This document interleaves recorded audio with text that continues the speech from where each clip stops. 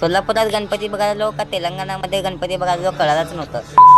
नमस्कार, राम मंडळी, Ganeshotsav series part 7 मध्ये तुमचं पुन्हा एकदा स्वागत आहे. सुंदरामनगर ढोल पथकात मी गेले 2 वर्ष झालं सहभाग घेतोय. या वर्षी मी आणि समुद्र दोघं पण ढोल पथकात सहभाग घेणार होतो. दरवर्षी ढोल पथकाचे कपडे घेण्यासाठी आम्ही पंजवानी मार्केटलाच येतो. गावात गाडी आणायचं म्हणलं तर ठिकठिकाणी पोलीस थांबलेत, यायचं मुश्किल झालंय. कसं तरी बोळातून गाडी काढत आम्ही आलो पंजवानी मार्केट मध्ये. पहिले तर कपडे पाहून घेतलो. आमचे सुंदरामनगर गणेशोत्सव मंडळाचे अध्यक्ष कपडे चेंज करून पाहत होते. त्यांनी घातलेले कपडे आम्ही आमच्यावर कसे दिसतील आम्ही फक्त इमॅजिन करून छान म्हणत होतो. आम्ही कोणतं पण काम करायला येतो ते पूर्ण करत नाही, सगळं अर्धवटच करून सोडतो. मंडळाच्या पोरांना पाठवला घरी आणि मी समृद्ध निघालो डेकोरेशन पाहण्यासाठी. मंडळाचं नाव काही एवढे लक्षात येत नाहीये, पण तेलंगणाच्या सुवर्ण मंदिराचा देखावा सादर केला होता यांनी. बाहेरूनच डेकोरेशन इतकं छान दिसत होतं की आत आल्यावर विष्णूंची एवढी भारी मूर्ती पाहायला मिळायला वाटलंच नव्हतं. या मंडळाला आम्ही पहिल्यांदा चालू होतो. गेल्या वर्षी कुठल्या केलेत काय माहित नव्हतं. असे भारी भारी डेकोरेशन केलेत युट्यूब, इंस्टाग्राम किंवा पेपर मधूनच कळतं, मग तेव्हा बघून यावं लागतं आम्हाला. कोल्हापूरच्या महालक्ष्मीचं पण दर्शन झालं आणि बालाजीचं पण दर्शन झालं. गणपतीची आरती चालू होणार होती पण आम्ही थांबलो नाही, कारण की खूप पाऊस येत होता, म्हणून आम्ही घराच्या दिशेने निघालो. या वर्षीचे सोलापूरचे गणपतीचे डेकोरेशन पाहून मला असं वाटतं की पुढच्या वर्षी गणपतीचं डेकोरेशन पुण्यातल्या गणपतींपेक्षा भारी होईल. घराच्या दिशेने निघालो. जाता जाता मल्लिकार्जुनला गेलो आणि आजचा व्लॉग इथं संपला. भेटूया नेक्स्ट व्लॉग मध्ये. Thanks for watching.